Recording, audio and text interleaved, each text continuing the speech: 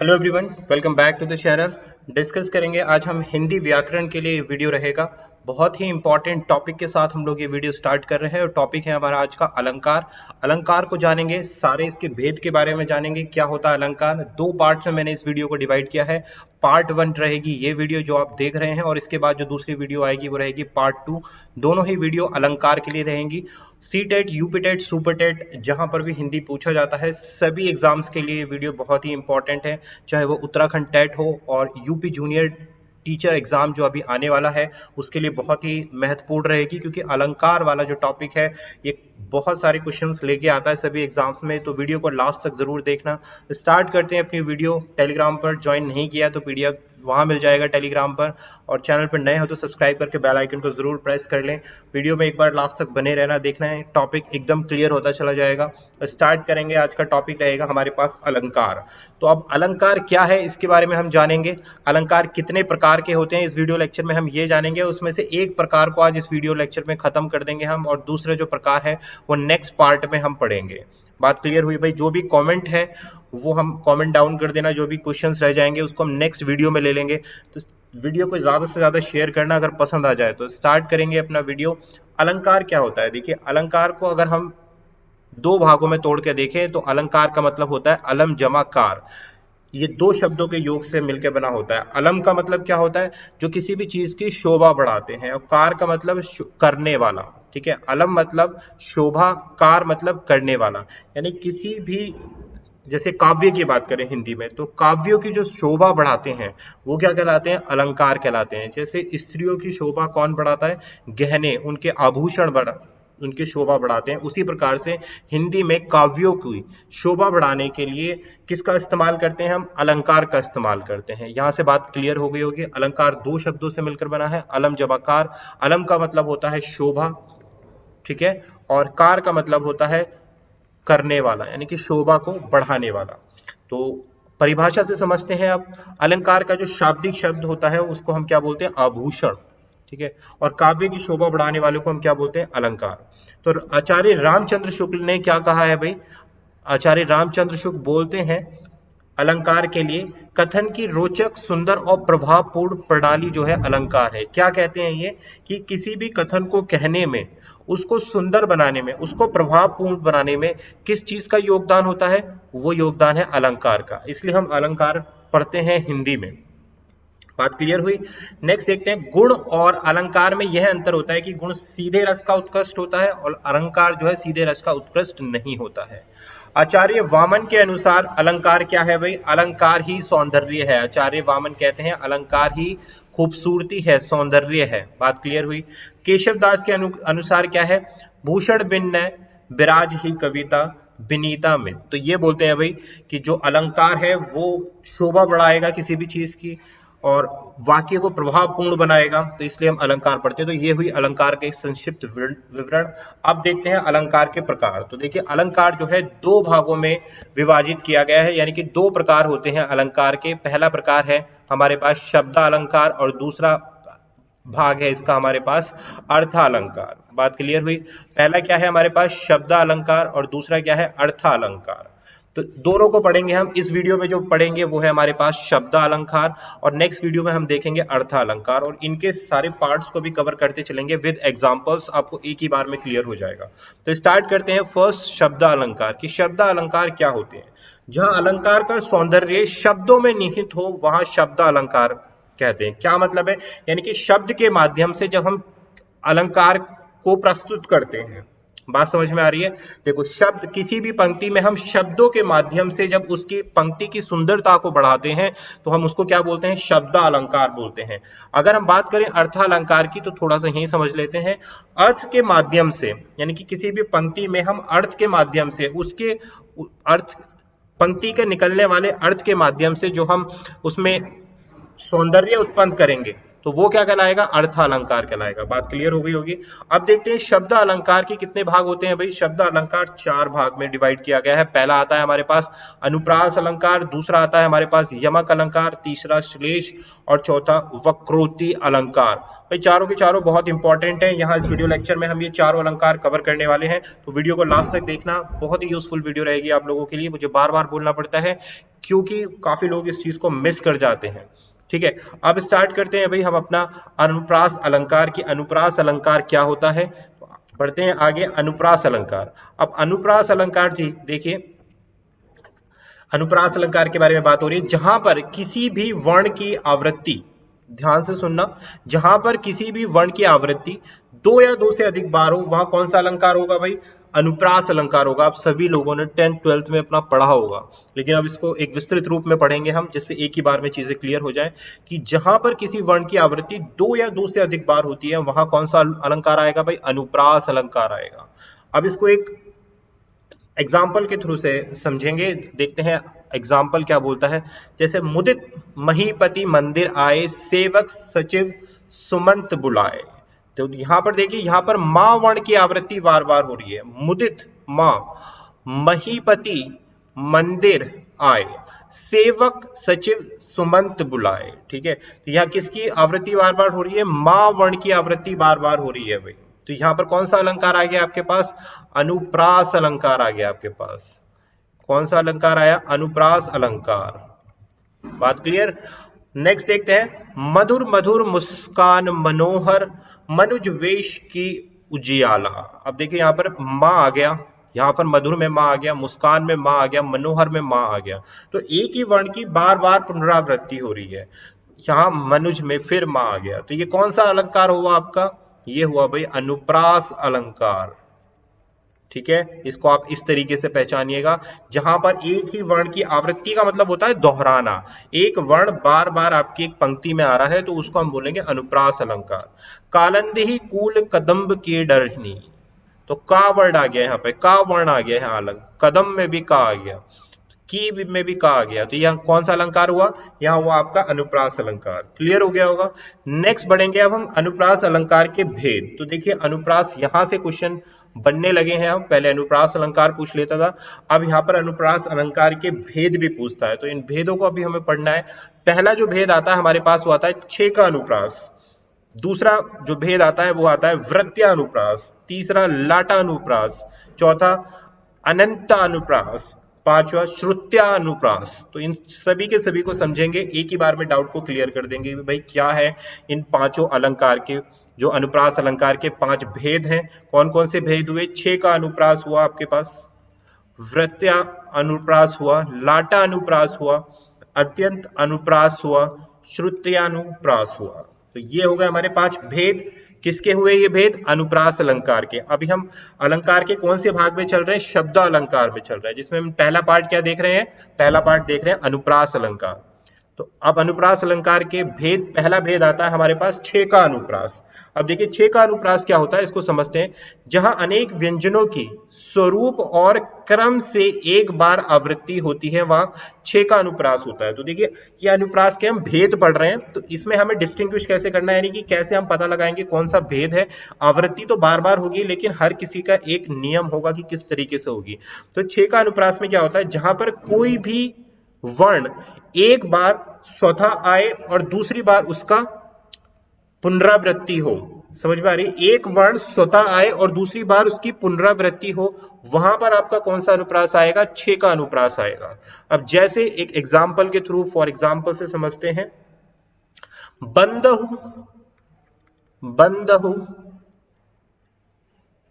गुरुपद, बंदहु, गुरुपद, ध्यान देना। पदुम परागा, पदुम परागा। देखो अब यहां पर हमने क्या देखा, बंदहु गुरुपद पदम परागा। अब यहां पर कौन सा अलंकार है, छे का अनुप्रास है। कैसे, देखो जो पद है ये क्या है, ये स्वयं में है ना, स्वतः स्वतः आया है इस पंक्ति में। अब पा वर्ड देखो पदुम में भी आ गया और पा वर्ड वर्ण जो है परागा में भी आ गया। तो एक बार तो वर्ण स्वतः आएगा और दो बार उसकी पुनरावृत्ति होगी, यानी कि स्वतः कितनी बार आएगा, देखना एक बार, और पुनरावृत्ति कितनी बार हो रही है भाई, पुनरावृत्ति हो रही है यहाँ पर दो बार। तो टोटल कुल कितनी बार आ गया, कुल आ गया हमारे पास तीन बार। बात क्लियर हो गई। तो ऐसी जगह पर कौन सा अलंकार प्रस्तुत होगा आपके पास, छे का अनुप्रास प्रस्तुत होगा। दोबारा देख लेते हैं, जहां पर एक वर्ण स्वतः प्रस्तुत हो और उसकी पंक्ति में पुनरावृत्ति हो, तो वहां कौन सा अलंकार आएगा, छे का अनुप्रास आएगा, यानी कि क्रमागत रूप से वो दोहराया जाए एक बार स्वतः आने के बाद। जैसे बंदहु गुरुपद पदम परागा, तो इसमें पद में क्या है, स्वतः पाप आया है, वर्ण आया है, और उसके बाद पदम में इसकी आवृत्ति हुई है, और परागा में भी क्रमागत रूप से आवृत्ति हुई है। तो स्वतः आएगा एक बार और पुनरावृत्ति होगी दो बार, तो कुल कितनी बार आ गया ये वर्ण, तीन बार आ गया। तीन बार आने पर कौन सा अलंकार आ जाएगा, यहाँ पर अनुप्रास अलंकार का पहला भाग यानी कि छह का अनुप्रास आ जाएगा। यहां से समझ में आ गया भाई, आई होप आपको क्लियर हो गया होगा। अब नेक्स्ट देखते हैं भाई, हमारे पास नेक्स्ट अलंकार आता है वृत्यानुप्रास। अब वृत्यानुप्रास को समझते हैं क्या है, ये वाला भाग सेकंड पार्ट की बात हम कर रहे हैं। वृत्यानुप्रास, जब किसी काव्य पंक्ति में किसी वर्ण की अनेक बार आवृत्ति हो, ध्यान देना, जब किसी काव्य की पंक्ति में यानी कि किसी एक पंक्ति में एक वर्ण की एक से अनेक बार आवृत्ति हो, दो या दो से अधिक बार हो सकती है या अनगिनत बार हो सकती है, तो वहां पर वृत्यानुप्रास आएगा। बात क्लियर हो गई। देखिए अनुप्रास अलंकार जब एक वर्ण की बार बार पुनरावृत्ति हो तो वह क्या कहलाता है, अनुप्रास अलंकार कहलाता है। अनुप्रास अलंकार का पहला भेद हमने पढ़ा छह का अनुप्रास, इसमें स्वतः एक वर्ण आएगा और उसके बाद क्रमागत रूप से उसकी पुनरावृत्ति होगी। तो कितनी बार होगी, तीन बार होगी कुल, जो हमने पिछले इसमें देखा। अब वृत्यानुप्रास जहां एक काव्य में किसी वर्ण की अनेक बार का मतलब कितनी भी बार हो सकती है, तो वहां कौन सा अनुप्रास आएगा, वृत्यानुप्रास। जैसे शेष गणेश महेश दिनेश सुरहेउ जानहि निरंतर गावे, तो यहां पर क्या है, सा, देखिए इसमें क्या है, शेष गणेश महेश, तो यहां पर शाह वर्ण आ गया, यहां भी शाह वर्ण आ गया, यहां भी शाह वर्ण आ गया, यहां भी शाह आ गया। तो ये क्या है भाई, अनगिनत, इसकी वो कोई भी वो काउंटिंग नहीं है, अनगिनत बार यानी कि कितनी भी बार आ सकता है, तो वहां क्या होगा, वृत्यानुप्रास होगा। पंक्ति में एक ही वर्ण की आवृत्ति एक बार से अधिक हो तो वहां हमारे पास क्या होगा, वृत्यानुप्रास होगा। जैसे इसका दूसरा एग्जांपल देखते हैं, रघुपति राघव, रघुपति राघव राजा राम। ठीक है, इस उदाहरण के थ्रू हमने समझा क्या, रघुपति रा आ गया यहां पर, राघव राजा राम, तो कौन सा अनुप्रास हो गया यहाँ पर, वृत्यानुप्रास, यानी कि एक ही वर्ण की पुनरावृत्ति हो रही है, बार बार हो रही है, एक से अधिक बार हो रही है, दो से अधिक बार हो रही है, तीन से अधिक बार हो रही है, तो यहाँ क्या हो गया, हमारे पास वृत्यानुप्रास आ गया। बात क्लियर हुई भाई। नेक्स्ट बढ़ते हैं अब हम अलंकार के ओर। तो नेक्स्ट अलंकार हम देखेंगे लाटानुप्रास। बाकी अभी हम सीरीज से चल रहे हैं, तो इसके बाद जो हमारे पास अनुप्रास आता है वो आता है लाटानुप्रास। अब लाटानुप्रास क्या होता है भाई, ये देखते हैं। जब शब्द का दोहराव एक ही तरह हो, बात ध्यान देना, जब शब्द का दोहराव एक ही तरह हो तथा जो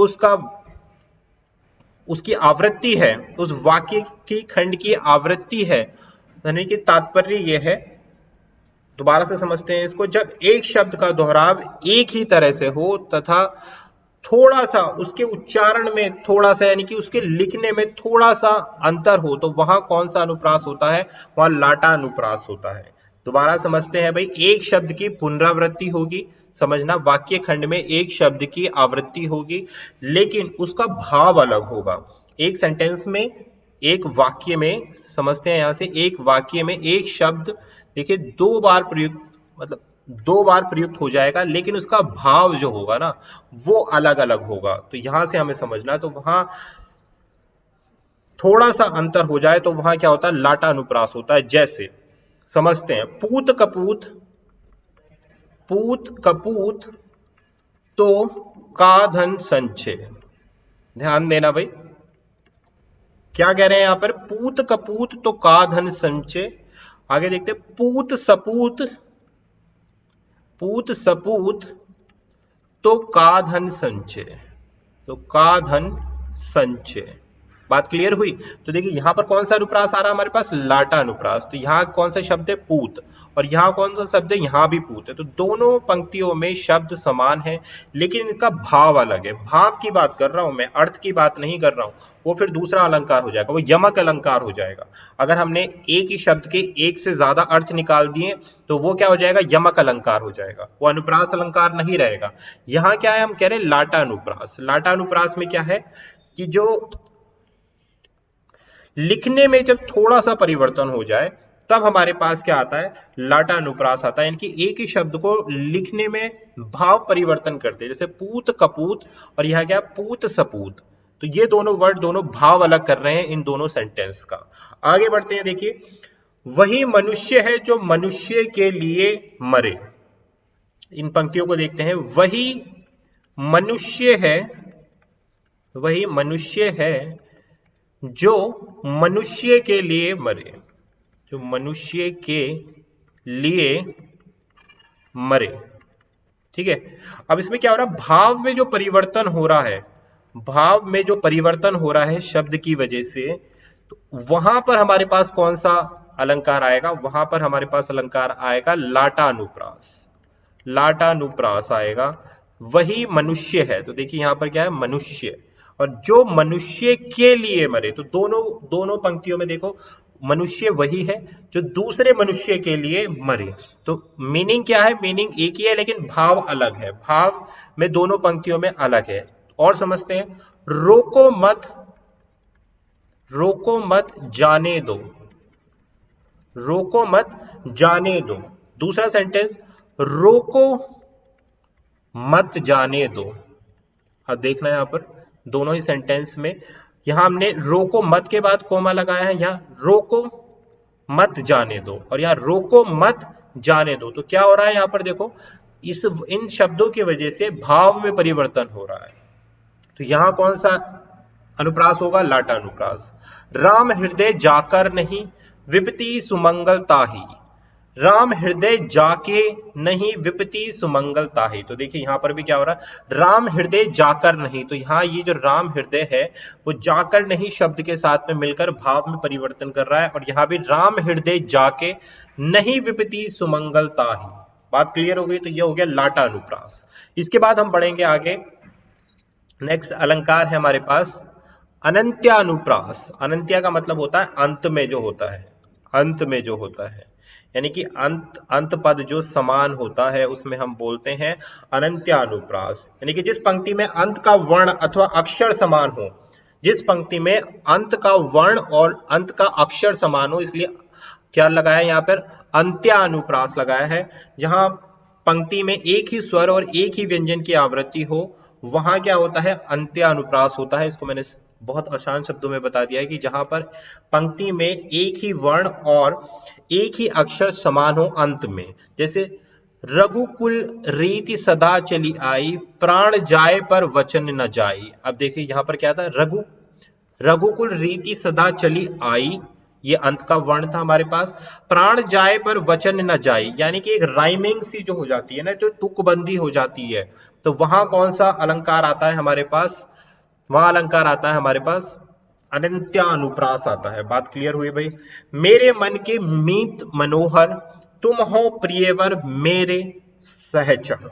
मेरे मन के मीत मनोहर, तुम हो प्रियवर मेरे सहचर। तो यहां पर क्या बन गया भाई, यहां पर अंत पदों में क्या हो रहा है, राइम्स बन रही है। तो वहां क्या होगा, अंत्यानुप्रास होगा भाई, ध्यान देना। वहां पर कौन सा, जिस पंक्ति के अंत का वर्ण, अंत का वर्ण क्या है, आई। देखो यहां पर ये आई यानी कि ई वर्ण जो है, वचन न जाई, ई वर्ण जो है, अंत का वर्ण अथवा अक्षर समान हो जाए, या तो वर्ण या फिर अक्षर समान हो जाए, यानी कि एक राइमिंग वर्ड तुकबंद बनाए, तो वहां पर अनंत्यानुप्रास होता है। चौथा अनुप्रास आता है हमारे पास श्रुत्यानुप्रास, जहां पर किसी एक ही स्थान से, जैसे कंठ या तालु आदि से उच्चारित होने वाले वर्णों की आवृत्ति हो, वहां श्रुत्यानुप्रास होता है। एक ही स्थान से क्या हो, कंठ और तालु से उच्चारित होने वाले वर्णों की आवृत्ति हो, जैसे हमारे कंठव्य वर्ण होते हैं, तालु वर्ण होते हैं, तो उनसे उच्चारित होने वाले वर्णों की आवृत्ति होती है, तो वहां क्या होता है, श्रुत्यानुप्रास होता है।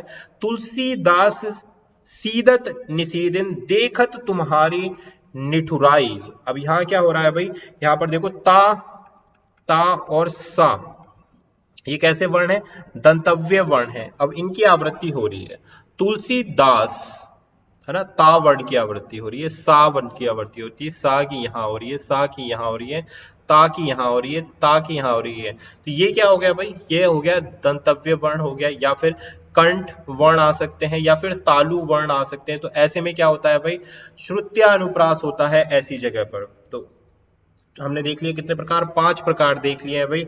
यानी कि ऐसे वर्ण की आवृत्ति होती है जिनके उच्चारण स्थान कैसे होते हैं, समान होते हैं, तो वहां पर श्रुत्यानुप्रास होता है। बात क्लियर हुई भाई। अब हम बढ़ेंगे आगे।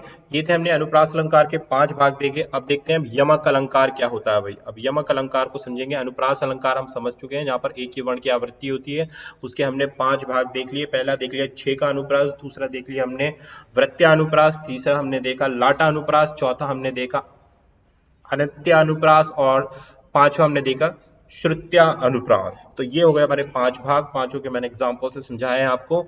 जहां अब देखते हैं यमक अलंकार, जो दूसरा भाग, जहां एक या एक से अधिक शब्द एक से अधिक बार आए और हर बार उसका अर्थ क्या होता है, भिन्न होता है, तो कौन सा अलंकार बन जाता है, यमक अलंकार बन जाता है। यानी कि किसी भी पंक्ति में एक शब्द एक से अधिक बार प्रयुक्त हो रहा है और दोनों बार उसका अर्थ कैसा है, अलग आ रहा है, तो कौन सा अलंकार बनेगा हमारे पास, अलंकार बन जाएगा हमारे पास भाई यमक अलंकार बन जाएगा। जैसे अगर हम बात करें तो यहां पर हमारे पास आएगा एग्जाम्पल, कनक कनक ते सोगुनी मादकता अधिकाय, वा खाए बौराए जग वा पाए बौराए। तो ये एग्जाम्पल आपने अपने 10th के स्टैंडर्ड और 12th स्टैंडर्ड में कई बार पढ़ा होगा कि एक कनक का अर्थ क्या है यहाँ पर, धतूरा, और दूसरे कनक का अर्थ क्या है यहाँ पर, देखो कनक कनक ते सोगुनी मादकता अधिकाय। तो एक कनक का अर्थ आ रहा है धतूरा, दूसरे कनक का अर्थ हमारे पास क्या आ रहा है, सोना।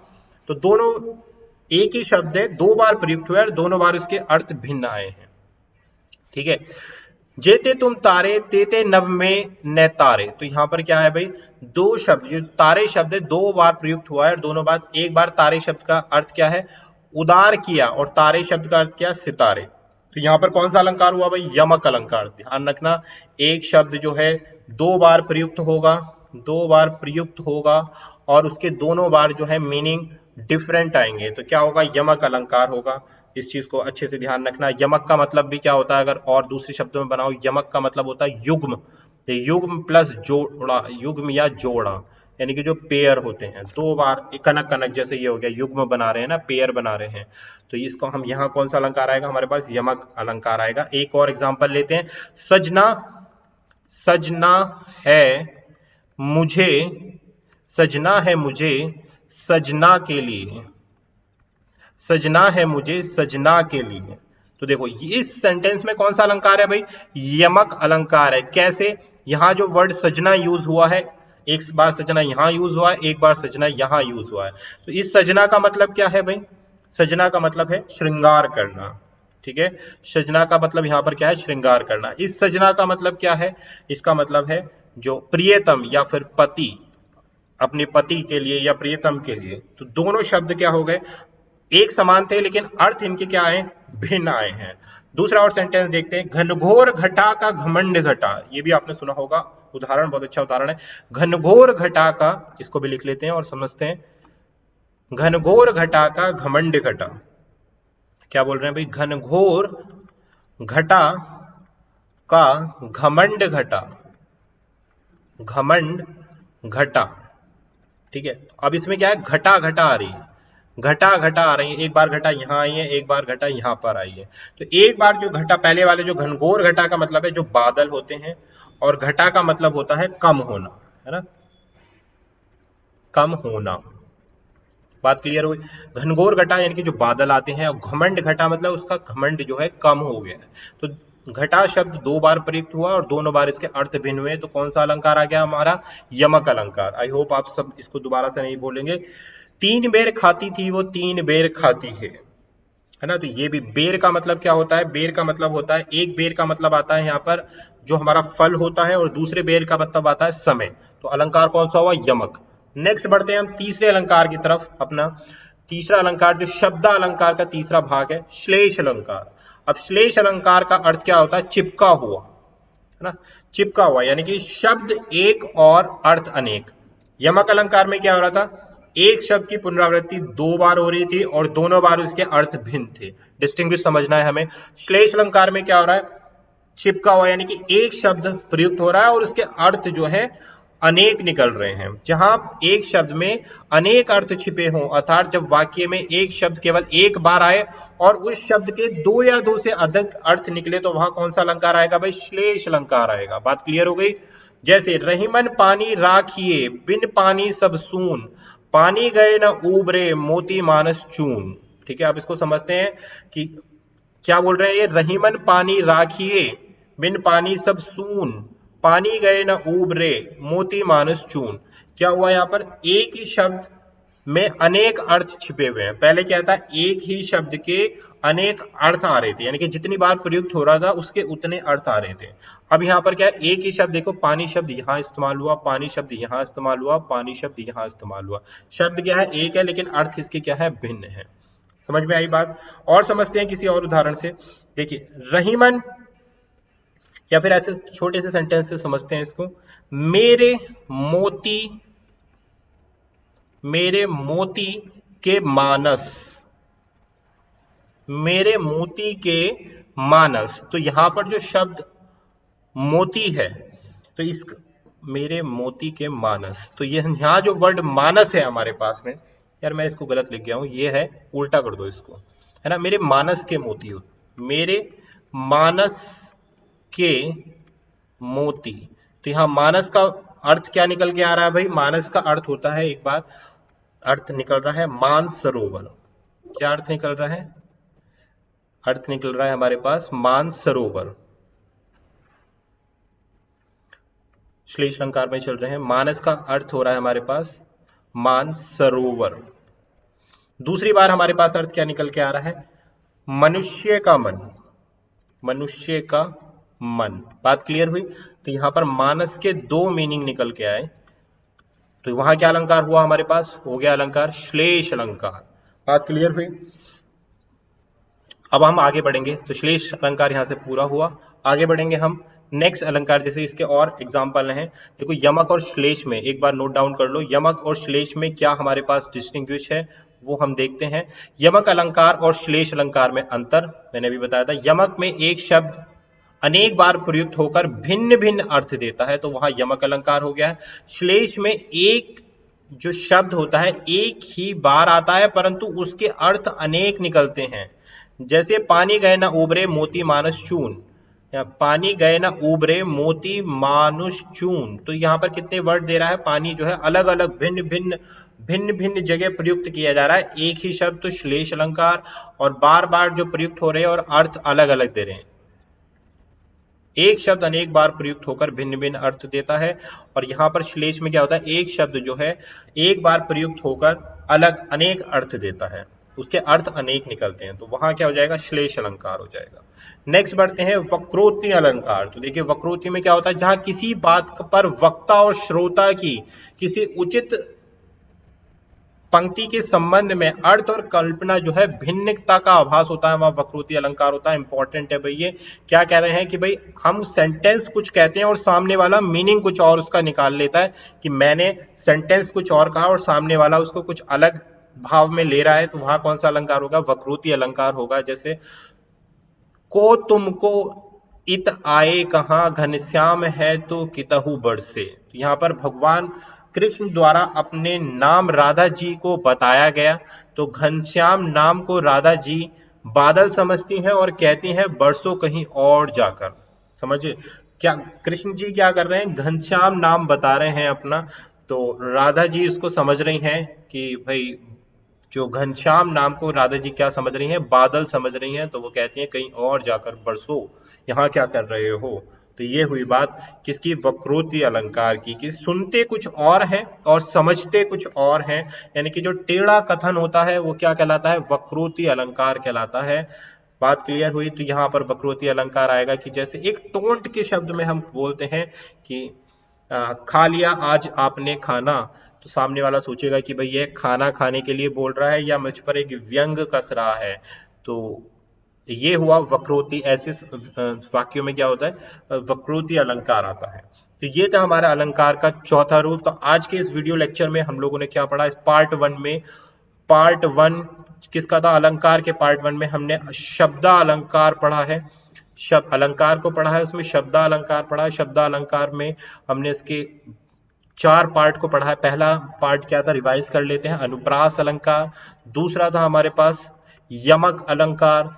तीसरा था हमारे पास श्लेष अलंकार, और चौथा हमने अभी पढ़ा है जिसको हम बोलते हैं वक्रोक्ति अलंकार। अनुप्रास अलंकार के हमने 5 भेद पढ़े, जिसको हम पहला भेद हमने क्या पढ़ा है, पहला पढ़ा है हमने 6 का अनुप्रास, 6 का अनुप्रास पढ़ा है। दूसरा पढ़ा है हमने वृत्तानुप्रास पढ़ा है। तीसरा हमने पढ़ा है लाटानुप्रास पढ़ा है। और चौथा पढ़ा है हमने अनंता अनुप्रास पढ़ा है। और पांचवा हमने पढ़ा है श्रुत्यानुप्रास। तो ये हमने पूरा इस लेक्चर में समझा। आई होप आपको वीडियो पसंद आई होगी। अलंकार का आधा पार्ट आपका कवर हो गया, नेक्स्ट पार्ट हम नेक्स्ट वीडियो में कवर करेंगे। वीडियो पसंद आ गई हो तो ज्यादा से ज्यादा शेयर कर देना और चैनल को सब्सक्राइब करना। दिस वॉज अभिषेक त्यागी। मिलेंगे आप लोगों से नई वीडियो में। Thank you.